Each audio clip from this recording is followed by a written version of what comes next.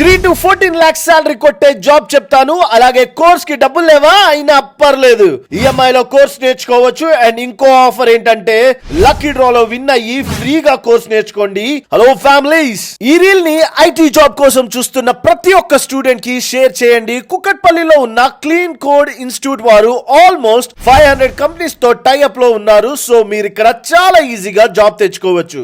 మన సబ్స్క్రైబర్స్ లో ఒక్క స్టూడెంట్ ని లక్కీ డ్రా లో సెలెక్ట్ చేసి మీరు కోర్స్ నేర్చుకోవడానికి పే చేసిన కంప్లీట్ అమౌంట్ కూడా తిరిగి ఇచ్చేస్తున్నారు.